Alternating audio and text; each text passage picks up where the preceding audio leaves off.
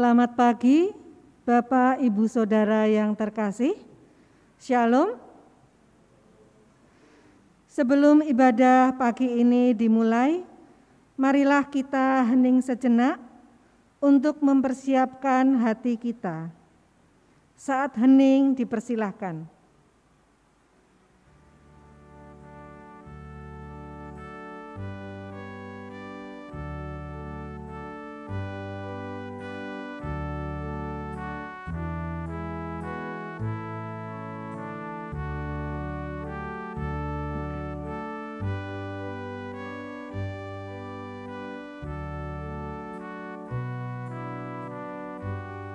Cukup. Selanjutnya saya akan membacakan warta jemaat GKJ Maguharjo Minggu 10 Januari 2021. Atestasi. Majelis GKJ Maguharjo telah mengirim surat atestasi keluar untuk 1. Keluarga Bapak Sispitoyo wilayah 6 ke GKJ Mertoyudan Magelang karena pindah domisili. Yang kedua, Saudara Gian Nindi Putra Febrianta wilayah 5 ke GBI Sungai Yordan Jemaat Pontianak karena pindah domisili. Mohon perhatian dan dukungan doa seluruh warga GKJ Maguharjo.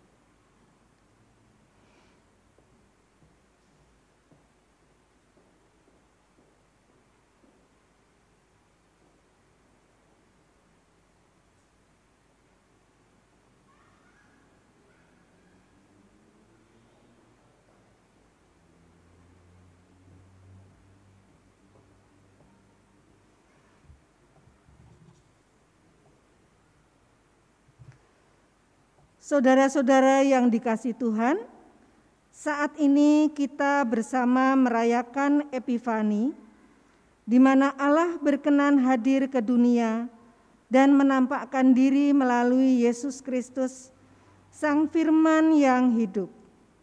Melalui kehadirannya, kita diperkenankan menerima tuntunan ketika menghadapi tantangan dalam kehidupan kita. Mari Bapak Ibu Saudara, dengan bangkit berdiri, kita mengawali ibadah pagi ini dengan menyanyikan Kidung Jemaat 10, bait pertama dan kedua, Pujilah Tuhan Sang Raja.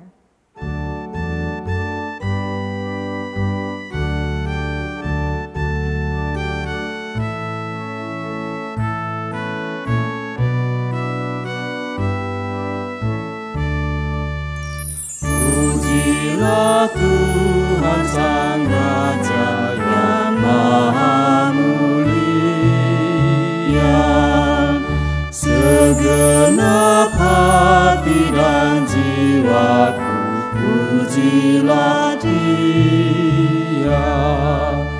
Datang bergaul, berilah musikmu bergaul, angkatlah puji-pujian.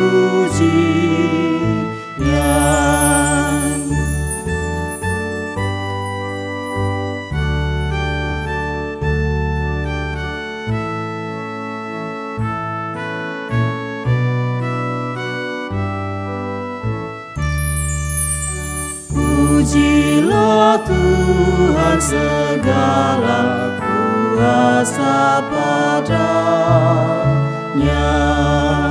sayap kasih-Nya yang amat mendukung anak-Nya. Tiada terperi yang kepadamu diberi, tidakkah itu kau rasa?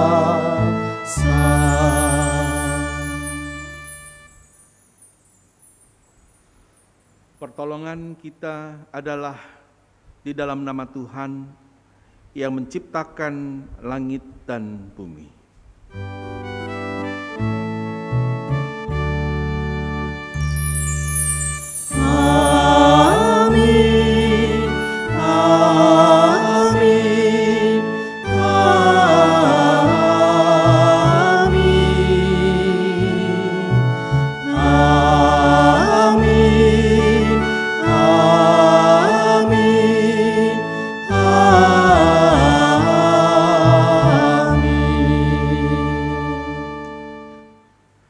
kasih karunia, rahmat dan damai sejahtera dari Allah Bapa dan dari Tuhan Yesus Kristus dalam persekutuan Roh Kudus beserta saudara sekalian.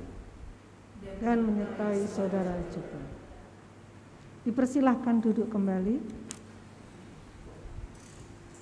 Saudara-saudara, hari ini gereja merayakan peristiwa penampakan atau manifestasi Yesus di tengah dunia ini, atau yang lebih dikenal dengan Hari Raya Epifani. Keteladanan dan semangat dari para Majus Timur yang menghadapi tantangan dengan memilih untuk tetap menempuh perjalanan jauh sehingga mereka dapat menyembah dan berbakti kepada Sang Raja Yesus Kristus. Apa yang kita baca pada saat ini akan menjadi perenungan kita di dalam ibadah ini. Marilah kita menyanyikan Kidung Jemaat 129 bait 1 dan 2 dari timur jauh benar.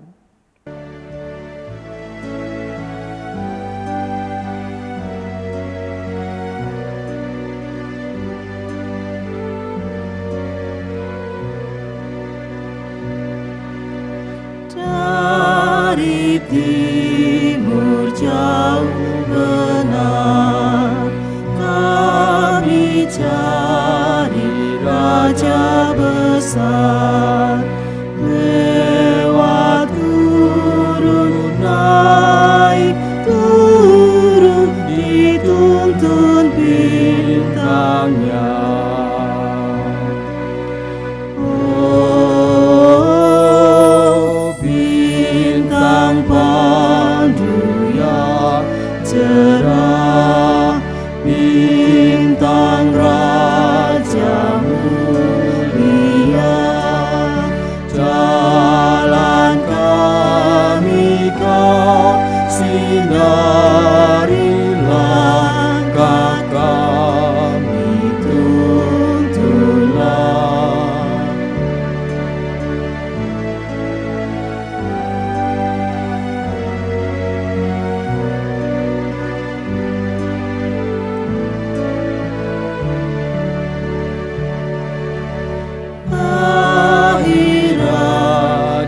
Damai bakar, masku bawa kepadanya, karena Ia memerintah sampai selamanya.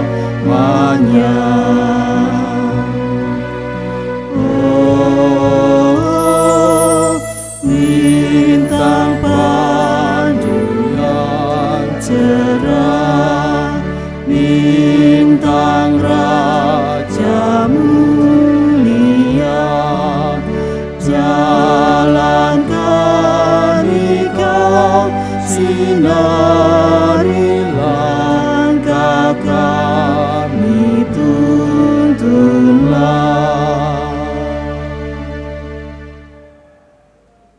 Mari kita mengaku dosa di hadapan Allah. Kita mengingat setiap kekurangan dan dosa yang telah dilakukan. Ya Allah, ampunilah kesalahan kami. Sebagai gereja-Mu di tengah dunia ini, kami seringkali kurang maksimal dalam melakukan pelayanan. Kami pun lebih sering melayani ke dalam dan kurang maksimal untuk melayani ke lingkungan sekitar kami. Kami juga mengakui bahwa sebagai gereja-Mu, kami sering dipenuhi kekhawatiran atas perubahan dan tantangan yang ada dan menjadi sulit untuk melangkah. Padahal semestinya kami berubah, menjadi lebih yakin dan percaya kepada-Mu, ya Allah. Kami juga sadar bahwa kami sebagai umat-Mu sampai dengan saat ini masih sering menciptakan konflik di tengah persekutuan kami. Padahal kami seharusnya bertindak membawa damai sejahtera. Ampuni kesalahan kami, ya Allah. Bimbinglah kami, ya Roh Kudus, agar kami terus berupaya menjaga persekutuan ini, juga meneladan Yesus Kristus ketika Ia berkarya di tengah dunia. Inilah doa permohonan pengampunan dosa kami. Ampunilah kami, ya Allah Bapa. Amin. Kita mengungkapkan penyesalan akan dosa-dosa kita dengan menyanyikan dari Kidung Jemaat 26, bait 1 dan 3, Mampirlah dengar doaku.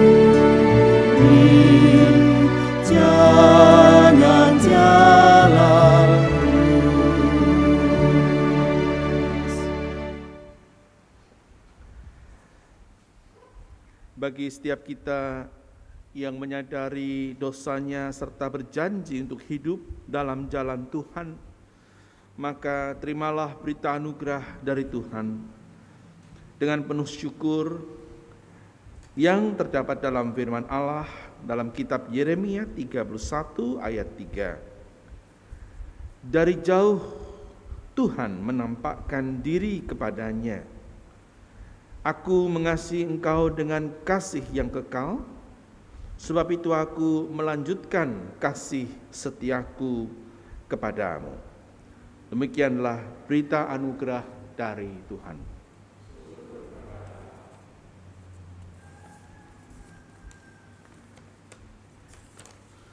Tuhan Yesus Kristus dengan kasih-Nya sudah menebus kita, oleh karena itu marilah kita juga saling mengasihi dan saling mengampuni dengan saling memberikan salam damai.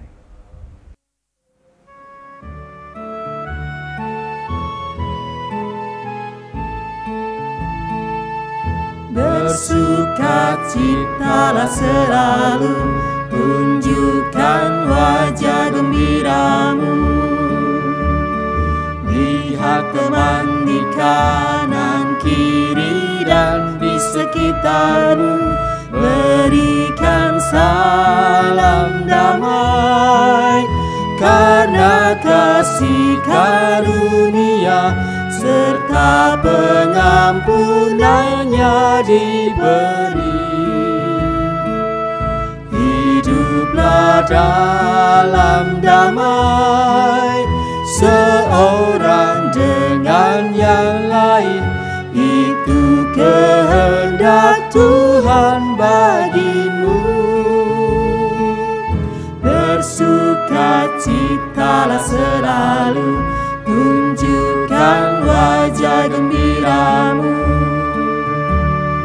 Lihat teman di kanan kiri dan di sekitarmu, berikan salam damai, karena kasih karunia serta pengampunannya diberi. Hiduplah dalam damai, seorang dengan yang lain, itu kehendak Tuhan bagimu.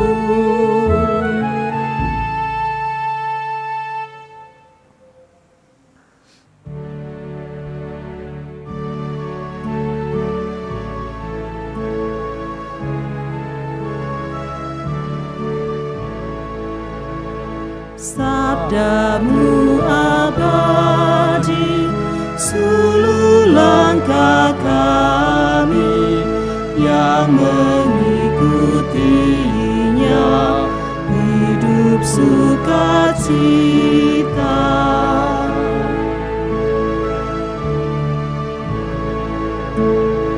Di tengah ancaman, sabdamu harapan, sumber penghiburan, kabar keselamatan.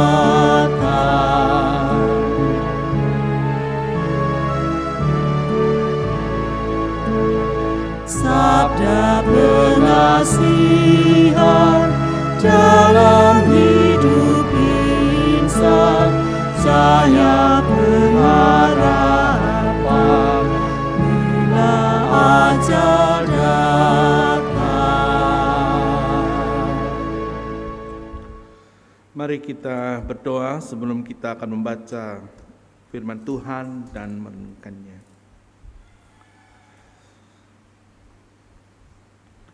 Allah yang Maha Kasih, kami mau membaca dan mendengarkan perenungan tentang firman-Mu. Ya Roh Kudus, berkatilah kami, agar kami tidak hanya mendengarkan, tetapi juga dimampukan untuk melakukannya dalam hidup kami. Dalam nama Yesus Kristus, Sang Firman yang hidup, kami berdoa. Amin.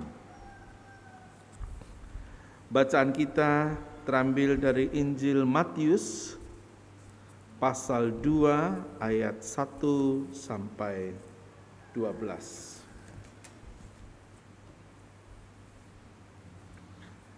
Sesudah Yesus dilahirkan di Betlehem di tanah Yudea pada zaman Raja Herodes, datanglah orang-orang Majus dari timur ke Yerusalem dan bertanya-tanya, di manakah dia raja orang Yahudi yang baru dilahirkan itu?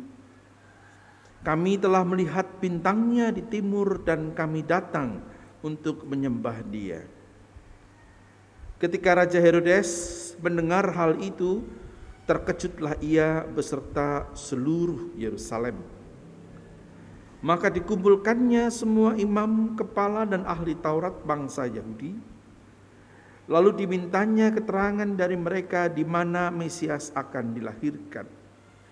Mereka berkata kepadanya, di Betlehem di tanah Yudea, karena demikianlah ada tertulis dalam kitab Nabi. Dan engkau Betlehem tanah Yehuda, engkau sekali-kali bukanlah yang terkecil di antara mereka yang memerintah Yehuda, karena daripada mula akan bangkit seorang pemimpin yang akan menggembalakan umatku Israel. Lalu dengan diam-diam Herodes memanggil orang-orang Majusi itu dan dengan teliti bertanya kepada mereka bila mana bintang itu nampak. Kemudian ia menyuruh mereka ke Betlehem, katanya, pergi dan selidikilah dengan seksama hal-hal mengenai anak itu, dan segera sesudah kamu menemukan dia, kabarkanlah kepadaku supaya aku pun datang menyembah Dia." Setelah mendengar kata-kata raja itu, berangkatlah mereka, dan lihatlah bintang yang mereka lihat di timur itu mendahului mereka hingga tiba dan berhenti di atas tempat di mana anak itu berada. Ketika mereka melihat bintang itu, sangat bersukacitalah mereka. Maka masuklah mereka ke dalam rumah itu dan melihat anak itu bersama Maria, ibunya, lalu sujud menyembah Dia. Mereka pun membuka tempat harta bendanya dan mempersembahkan persembahan kepadanya, yaitu emas, kemenyan, dan mur. Dan karena diperingatkan dalam mimpi supaya jangan kembali kepada Herodes, maka pulanglah mereka ke negerinya melalui jalan lain. Demikianlah Injil Tuhan Yesus Kristus. Yang berbahagia adalah setiap kita yang mendengarkan firman Tuhan dan yang memeliharanya dalam hidup sehari-hari. Haleluya. Haleluya. Haleluya. Haleluya.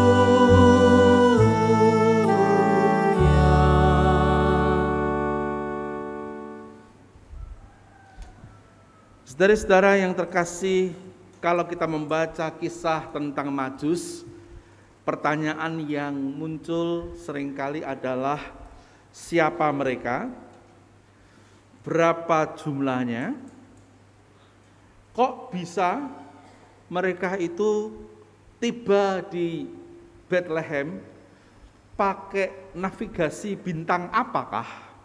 Jadi siapa orangnya dan apa bintangnya?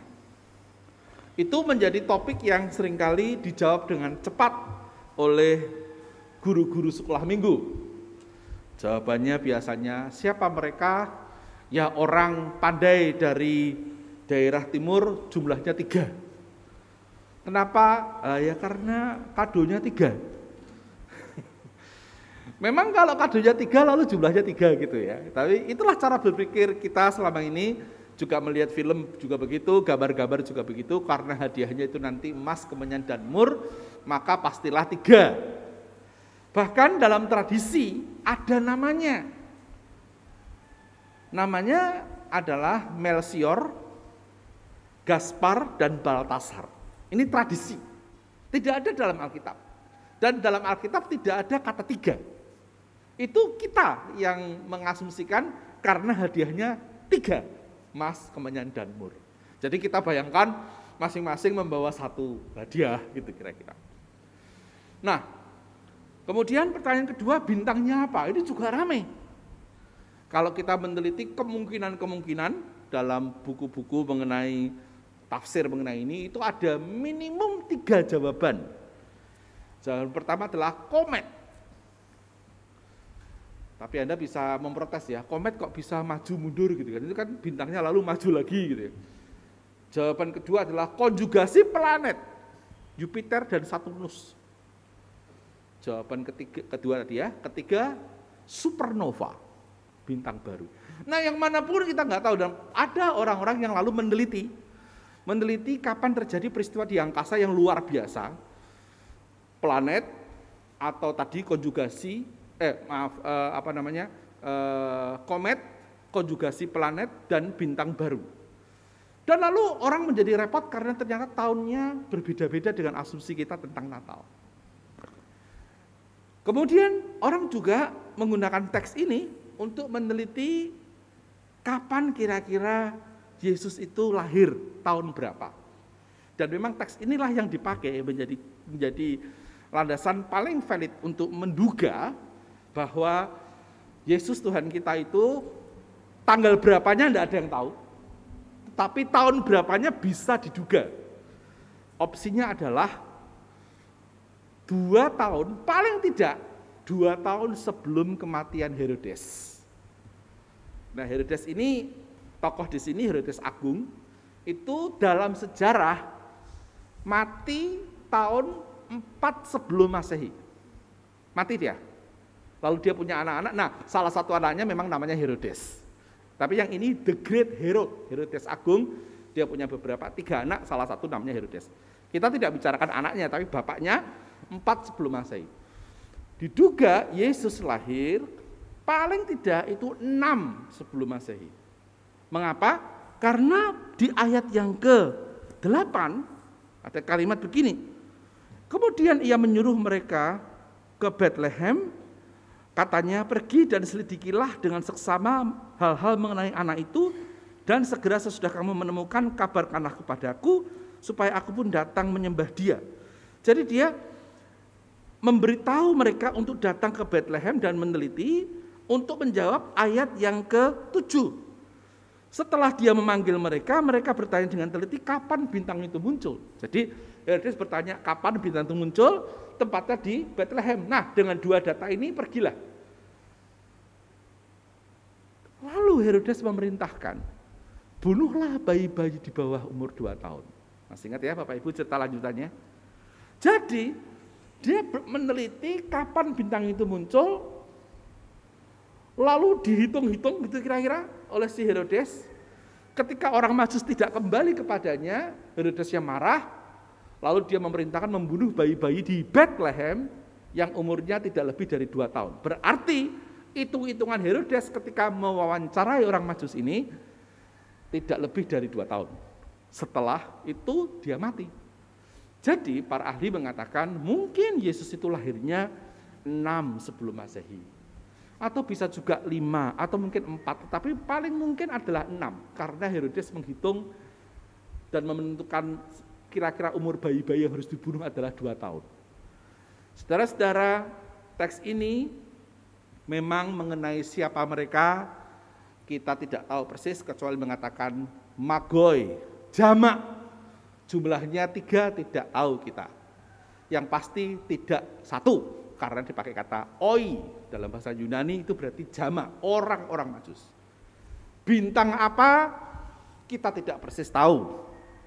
Para ahli berdebat soal 3 kemungkinan. Kapan peristiwanya? Pasti sebelum 4 sebelum Masehi. Dan ketika diteliti sangat mungkin Yesus sudah bukan bayi merah. Ya kan? Kalau Anda lihat bintang itu nampak ketika Yesus lahir lalu menuntun mereka berjalan dari timur sampai ke Yehuda. Takes time. Maka Herodes bertanya, kapan bintang itu nampak? Dan lalu dia bisa menentukan, bunuhlah bayi-bayi di bawah umur 2 tahun. Di rentang perjalanannya, barangkali maksimal memang 2 tahun. Kita tidak tahu kapan, bisa 1 tahun, bisa setengah tahun. Tetapi katakanlah mereka berjalan sangat jauh. Di sini saudara-saudara kita mendapatkan sesuatu yang bagi saya personal sangat menarik. Orang Majus ini namanya tidak kita kenali, kecuali tadi tradisi. Ya. Jumlahnya tidak kita kenali. Yang kita bisa yakin adalah mereka memiliki endurance yang luar biasa, daya tahan yang luar biasa, dalam rangka memahami tanda-tanda di angkasa, dalam hal ini adalah bintang, dan berjalan begitu lama, karena Herodes menentukan tadi 2 tahun, begitu lama, sampai lalu dia akhirnya berjumpa dengan Yesus di rumah. Ingat loh, Anda lihat, bukan di kandang, kandang versi Lukas. Rumah, dan yang menemui adalah anak itu bersama Maria ibunya, ayat 11, tidak ada Yusuf. Tidak ada. Anda baca sendiri. Bapak Yusuf di pasal 2 tidak muncul. Ya kita tidak tahu apakah pada waktu orang Majus datang Yusuf pas dolan, ya mungkin. Atau mungkin dia sudah meninggal juga, kita tidak persis tahu. Yang pasti versi Lukas beda banget dengan versi Matius. Kalau versi Matius hanya Maria dan ibunya dan di rumah.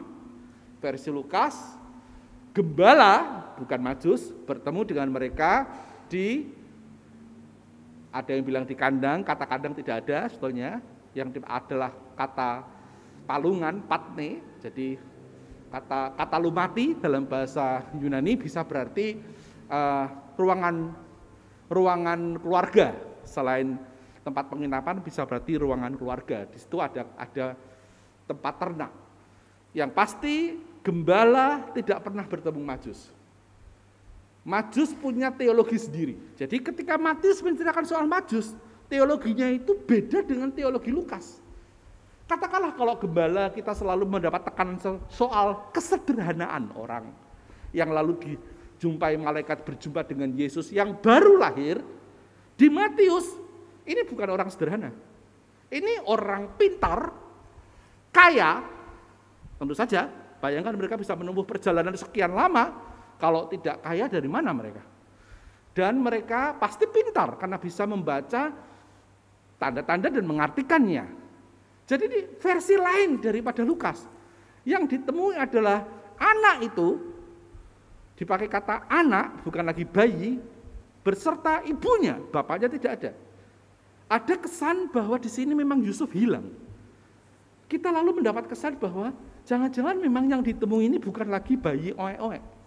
Kalau betul begitu, maka ketika Yesus lahir itulah bintang bercahaya, menuntun mereka dan mereka berjalan begitu lama dan jauh menempuh berbagai macam hal sampai tiba di Yehuda.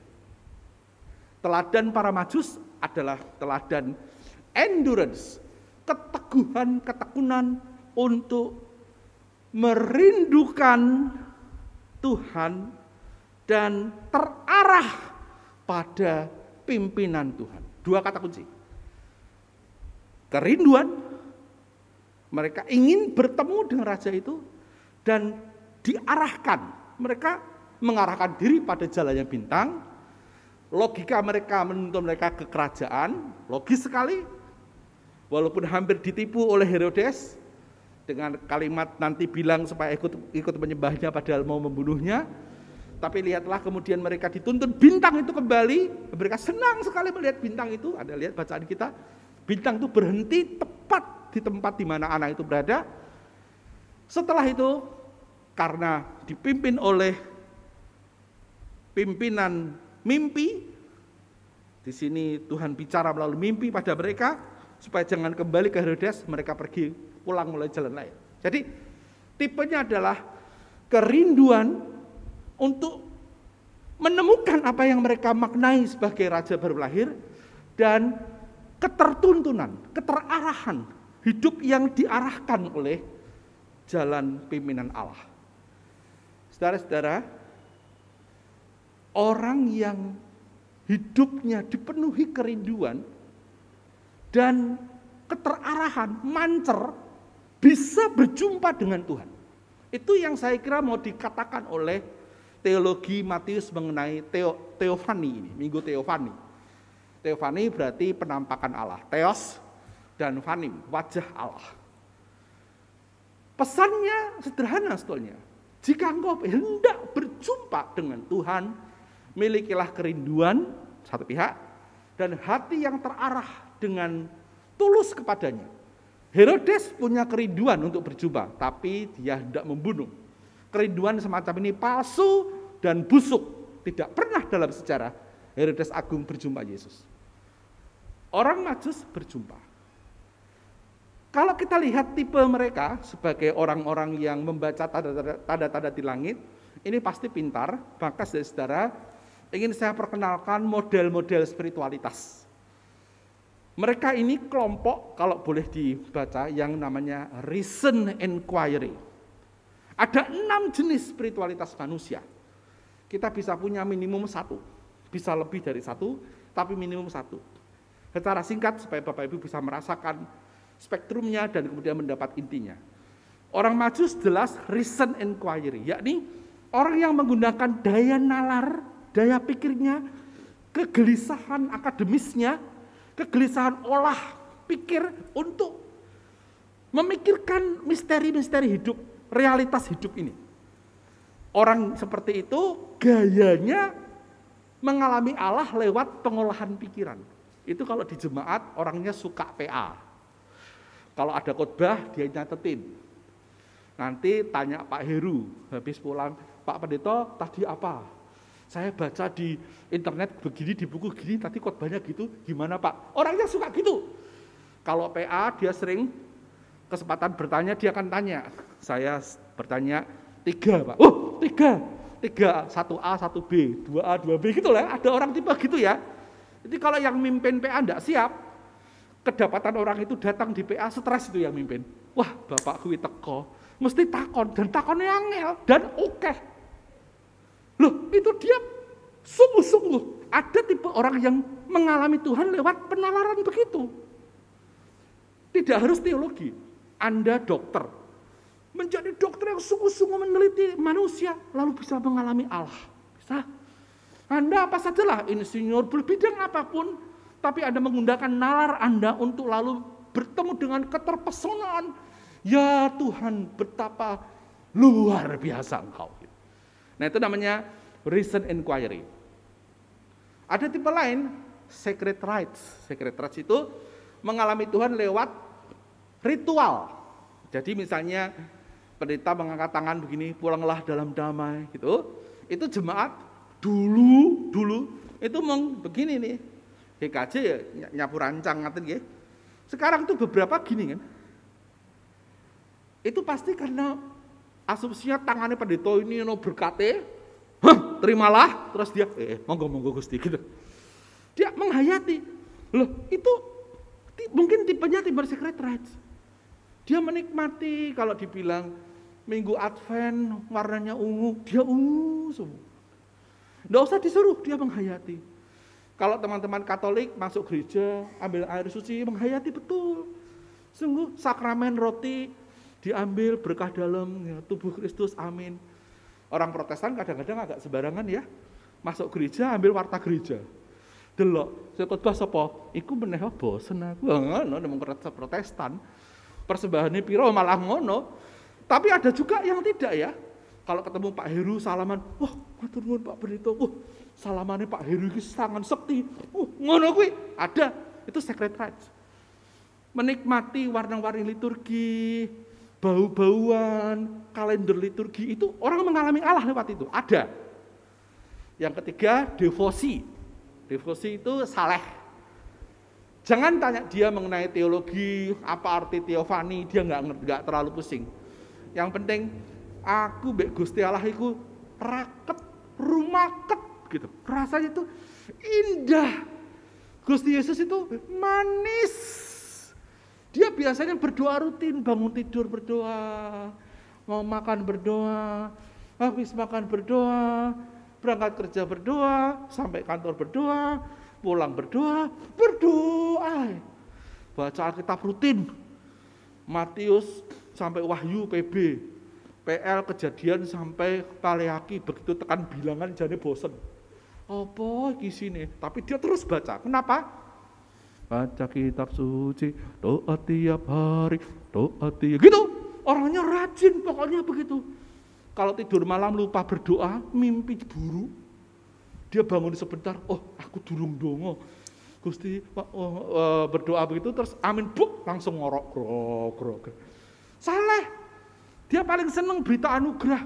Kalau ibadah, pendeta berkata, kita berdosa, tetapi Tuhan akan mengampuni kita. Oleh karena itu, terimalah berita anugerah yang terambil dari, demikianlah berita anugerah, syukur kepada Allah. Dari nol ya mas, senang. Devosi. Ada juga yang cara right action, mengalami Allah itu melalui tindakan. Dia tidak terlalu pusing dengan tata gereja, tata liturgi, tetapi ketika menolong orang lemah, demo di jalan, misalnya gitu. Jadi guru menolong orang di panti asuhan, dia mengalami Gusti. Karena tipenya right action lewat tindakan. Ini cocok untuk jadi komisi perkunjungan orang-orang tipe ini. Karena ketika dia berkunjung, dia mengalami. Kalau bukan tipe ini, disuruh berkunjung itu malah jane wegah. Malah kalau misalnya tipe recent inquiry, mari Pak silakan berkunjung ke situ. Dia akan kenapa kok ke situ ya? Gitu. Tapi kalau tipe ini, oke, gitu. Dan karena dia mengalami Tuhan. Kayak Ibu Teresa, kira-kira begitu. Ada yang shamanic mediation. Nah, mengalami Allah itu lewat hubungan dengan kekuasaan yang tak terlihat oleh mata biasa. Yang tidak didengar oleh telinga biasa, tidak bisa dibawi oleh hidung biasa. Dia dia bisa bereaksi.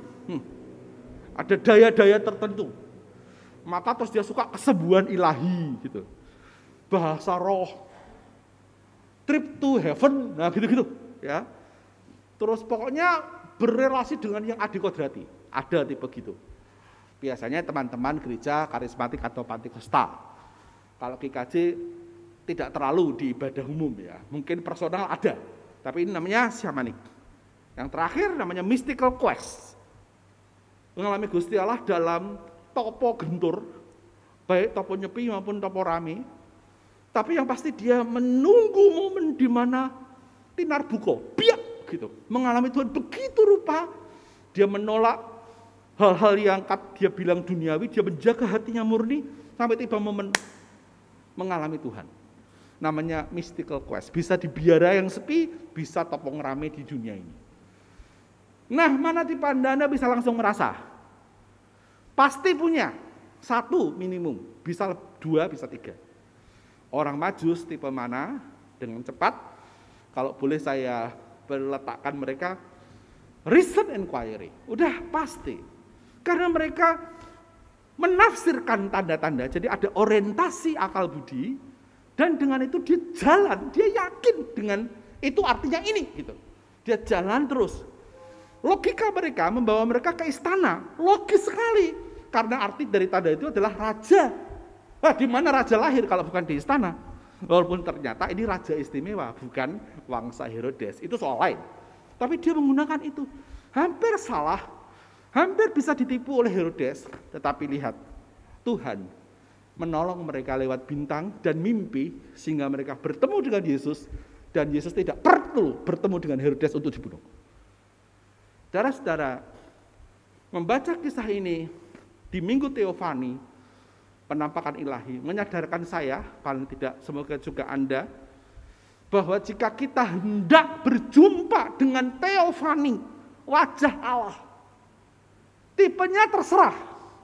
Anda mau devosi, mau sacred rites, mau right action, mau shamanic, mau tadi reason inquiry, mau mystical quest, monggo. Yang penting milikilah kerinduan yang sungguh untuk ketemu Gusti Allah, dan jagalah hati Anda itu terarah, atau bukalah hati agar diarahkan oleh Allah. Tetap titis di jalan itu. Kerinduan dan keterarahan itulah yang akan mendorong kita mengalami teofani. Terserah gaya Anda apa. Tidak perlu harus sekolah teologi, berdaki-daki, tahu ilmu kitab suci. Tidak usah.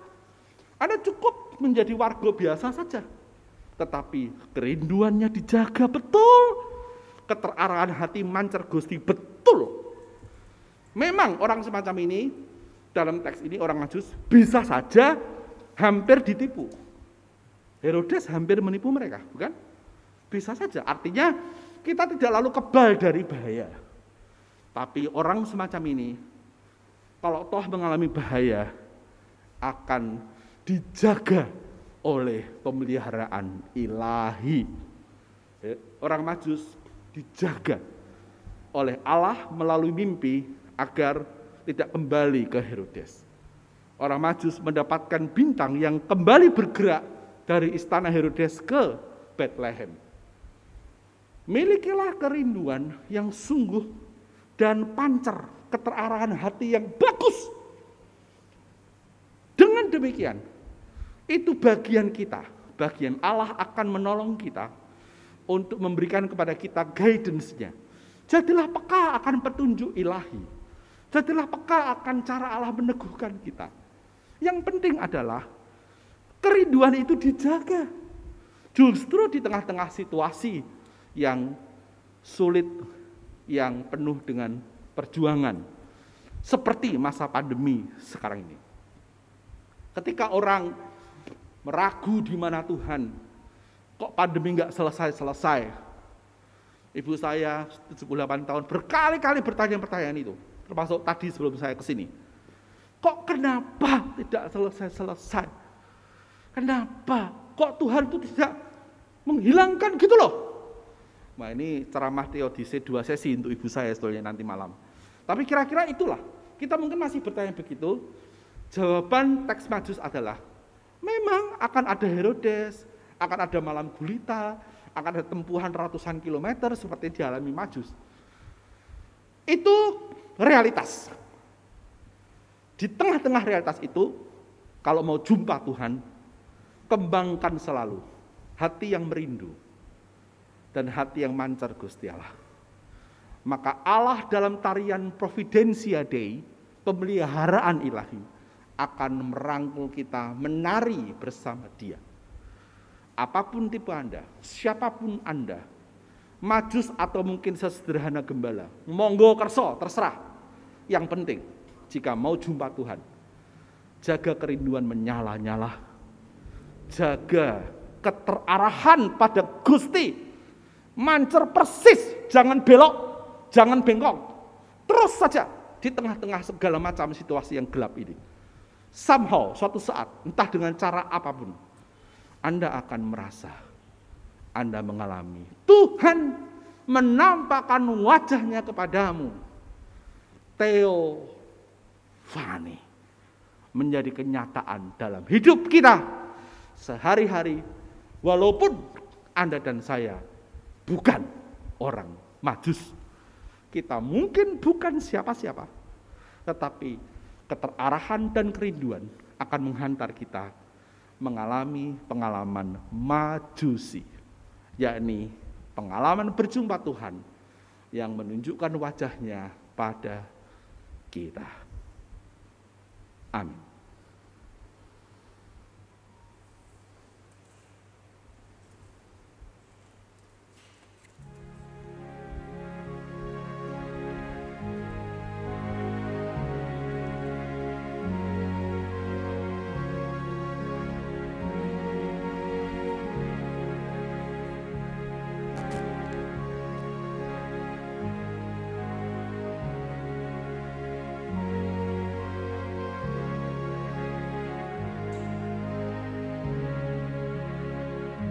Jemaat yang terkasih, dimohon bangkit berdiri.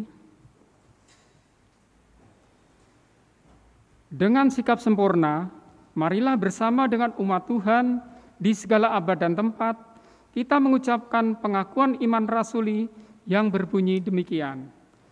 Aku percaya kepada Allah, Bapa yang Maha Kuasa, Khalik langit dan bumi, dan kepada Yesus Kristus, Anaknya yang tunggal, Tuhan kita, yang dikandung daripada Roh Kudus, lahir dari anak darah Maria, yang menderita di bawah pemerintahan Pontius Pilatus, disalibkan, mati dan dikuburkan, turun ke dalam kerajaan maut. Pada hari yang ketiga, bangkit pula dari antara orang mati, naik ke sorga, duduk di sebelah kanan Allah, Bapa yang Maha Kuasa, dan akan datang dari sana untuk menghakimi orang yang hidup dan yang mati. Aku percaya kepada Roh Kudus, gereja yang kudus dan am, persekutuan orang kudus, pengampunan dosa, kebangkitan daging, dan hidup yang kekal. Jemaat dipersilakan duduk. Marilah kita menyatukan hati untuk menaikkan doa syafaat secara litani.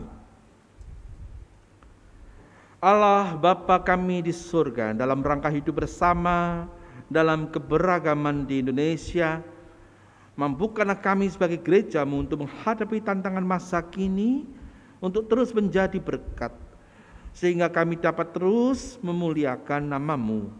Bantulah kami ya Roh Kudus, sehingga kami dapat hidup berdampingan bersama semua orang dengan damai sejahtera, dengan tidak berlomba-lomba mengejar kesemuan di dunia ini. Kiranya kami memilih sesuai dengan kehendak-Mu sekalipun tantangan yang kami hadapi membuat kami merasa tidak ada jalan keluar. Bimbinglah kami untuk terus meneladan Tuhan Yesus Kristus, Sang Firman yang hidup. Kami mohon. Ya Bapa, di tengah kondisi pada saat ini dengan segala bentuk perubahan sesuai kebutuhan, kiranya gereja-Mu yang pada saat ini merayakan hari raya penampakan Kristus terus dimampukan hadir dengan penuh kasih dan memancarkan terang-Mu, sehingga banyak orang melihat terang itu. Mampukanlah kami juga untuk menjadi tanda kehadiran keselamatan yang nyata bagi dunia. Kami mohon. Ya Bapa, kami berdoa untuk gereja GKJ Maguwo dengan segala macam dinamikanya. Mampukanlah gereja kami di tempat ini menjadi konteks di mana hidup beriman bersama-sama dibangun dan disaksikan. Berkatilah semua pelayanan-pelayanan gerejawi, berkatilah semua keprihatinan kami agar menjadi berkat dan rahmat. Berkatilah setiap orang, pendeta jemaat, majelis, seluruh anggota warga gereja yang berada di GKJ Maguwo Harjo, agar kami dimampukan oleh Allah menjadi tanda rahmat bagi dunia ini.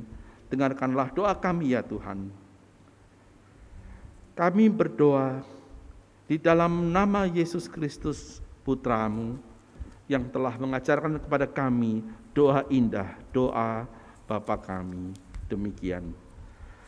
Bapa kami yang di sorga, dikuduskanlah nama-Mu, datanglah kerajaan-Mu, jadilah kehendak-Mu di bumi seperti di sorga. Berikanlah kami pada hari ini makanan kami yang secukupnya, dan ampunilah kami akan kesalahan kami seperti kami juga mengampuni orang yang bersalah kepada kami. Dan janganlah membawa kami ke dalam pencobaan, tapi lepaskanlah kami daripada yang jahat, karena Engkaulah yang mempunyai kerajaan dan kuasa dan kemuliaan sampai selama-lamanya. Amin. Bapak, Ibu, saudara-saudaraku, marilah kita memberikan persembahan syukur kepada Tuhan dengan mendasari persembahan kita dengan dari Yunus 2 ayat 9. Tetapi aku dengan ucap syukur akan kupersembahkan korban kepadamu, apa yang kunazarkan akan kubayar, keselamatan adalah dari Tuhan. Marilah persembahan ini kita iringi dengan menyanyikan dari PKJ 146 yang pertama dan kedua. Bawa persembahanmu.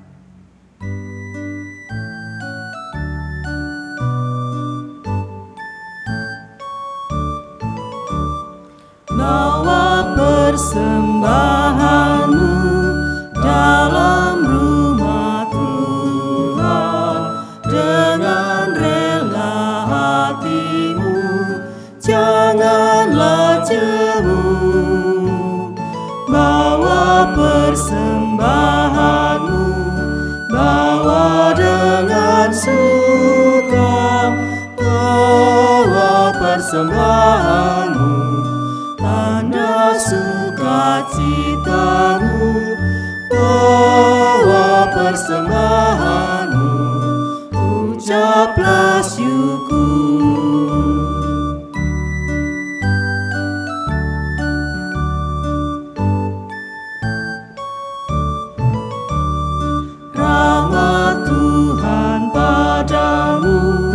Tidak tertandingi oleh apa saja pun dalam dunia. Kasih dan karunia sudah kau terima.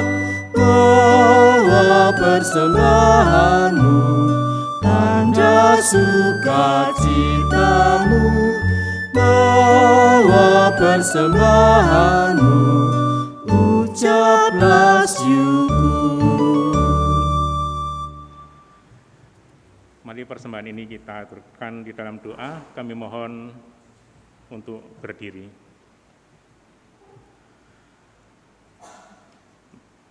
Bapa di surga, kembali kami menghadap kehadirat-Mu mengucap syukur atas firman yang kami terima pada pagi hari ini. Ajari kami, mampukan kami untuk tidak hanya sebagai pendengar firman ya Tuhan, tapi jadikanlah kami untuk mampu melakukan firman yang telah kami dengar ini. Pada kesempatan pada ini Tuhan, pagi ini Tuhan, Kau beri kami kesempatan untuk mempersembahkan sebagian kecil dari berkat-berkat yang Kau limpahkan kepada kami. Ampunilah apabila dalam mempersembahkan ini terdapat kekurangan ataupun dosa Tuhan, dan mampukan kami untuk mempersembahkan segala kehidupan kami sebagai persembahan yang Kau terima dengan kudus. Bapa, kami berdoa untuk saudara-saudara yang mengelola persembahan ini, agar senantiasa dapat mengelola persembahan ini sesuai dengan kehendak-Mu. Doa yang jauh dari sempurna ini kami aturkan kepadamu dalam nama Tuhan Yesus Kristus. Amin. Dipersilakan duduk.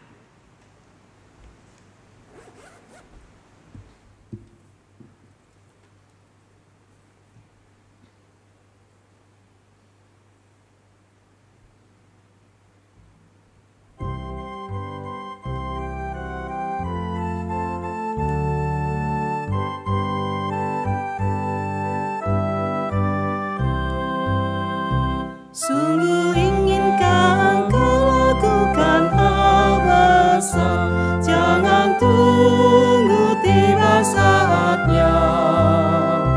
Kini tugasmu kerjakan dengan baik benar, jadilah seluruh dunia, jadilah seluruh dunia, jadilah seluruh dunia.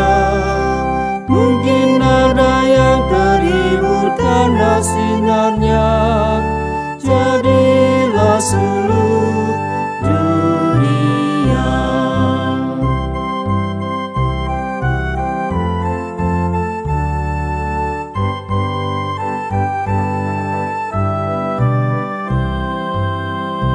Tiap talentamu pasti ada artinya bila mencerminkan kasih-Nya. Barang yang kecil pun sungguh ada gunanya, jadilah seluruh dunia, jadilah seluruh dunia, jadilah seluruh dunia. Mungkin ada yang terhibur karena sinarnya, jadilah seluruh dunia. Saudaraku yang dikasihi Allah, mari bersama kita melihat bahwa tantangan yang kita hadapi tidak membuat kita putus berkarya di tengah dunia ini untuk membawa damai. Kiranya kita terus mengingat dan bersyukur atas setiap penyertaan Allah, Providentia Dei, dalam kehidupan kita. Berkaryalah terus untuk menjaga perbedaan sebagai anugerah dari Allah, dan mewartakanlah karya Allah dimanapun kita berada tanpa jemu.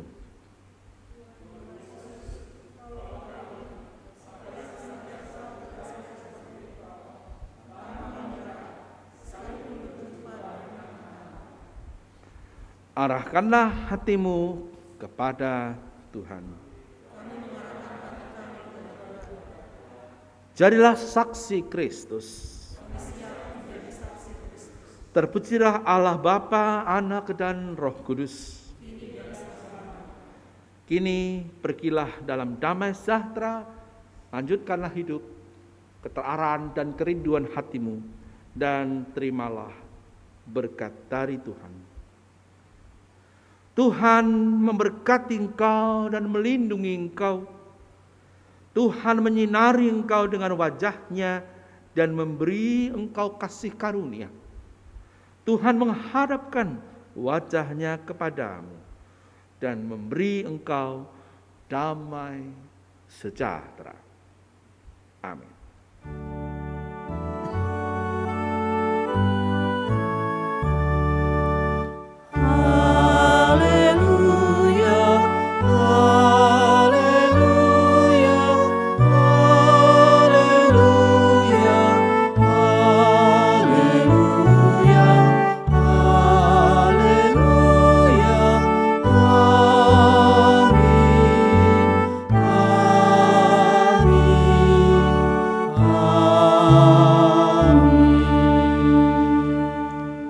Jemaat dipersilakan duduk kembali.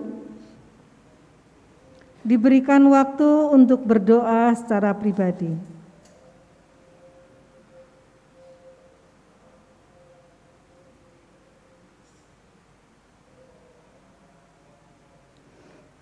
Cukup. Atas nama Majelis Gereja, kami mengucapkan terima kasih kepada Bapak Pendeta Daniel Kalistia Budi yang sudah memimpin ibadah dari awal hingga akhir, tim musik dan PPJ yang sudah memimpin pujian, kepada tim penanggulangan COVID dan tim multimedia, sehingga ibadah ini berjalan dengan lancar. Tuhan Yesus memberkati. Mari Bapak Ibu Saudara, dengan bangkit berdiri, kita mengakhiri ibadah ini dengan menyanyikan pujian penutup dari PKJ 165 bait pertama, Janji yang Manis.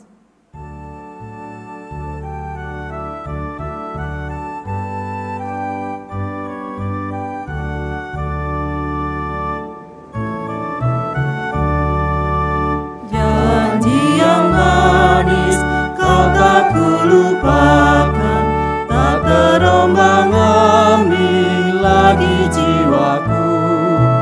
Walau lemah hidupku penuh awan, nantikan cerahlah langit